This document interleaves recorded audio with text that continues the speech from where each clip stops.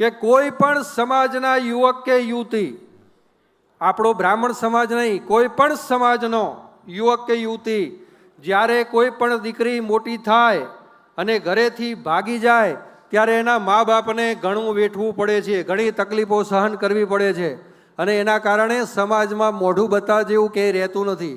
કાયદો એવું કહે છે કે 2 સાક્ષી લાવો એટલે લગ્ન થઈ જાય, પણ લગ્ન માટે સનાતન ધર્મ પ્રમાણે, વૈદિક સંસ્કૃતિ પ્રમાણે જ્યારે કોર્ટ સર્ટી લેવા જાઓ ત્યારે હિન્દુ શાસ્ત્રોક્ત વિધિ પ્રમાણે તમે એ મેરેજ કર્યા છે કે કેમ એના સર્ટી રજૂ કરવા પડે છે, બ્રાહ્મણની સહી જોવે છે.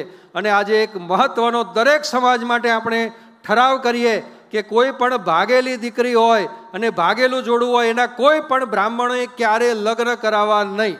આ બહુ મહત્વનો ઠરાવ છે. એ માત્ર બ્રાહ્મણ માટે નહીં પણ દરેક સમાજ માટે આ મહત્વનો ઠરાવ છે કે કોઈએ લગ્ન કરાવવા નહીં. અને જે કોઈ પણ બ્રાહ્મણ એ લગ્ન કરાવશે એને બ્રહ્મ સમાજ તરફથી શિક્ષાત્મક દંડ કરવામાં આવશે, એની ખાસ નોંધ લે.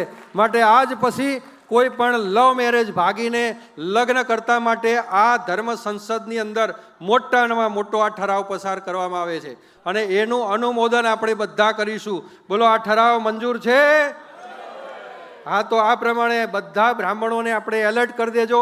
આજ પછી કોઈ પણ દીકરી હોય, કોઈ પણ જગ્યાએ લવ મેરેજ થતા હોય તો કરાવવા નહીં. મા બાપની સંમતિ હોય તો જ એ લગ્ન કરાવવા.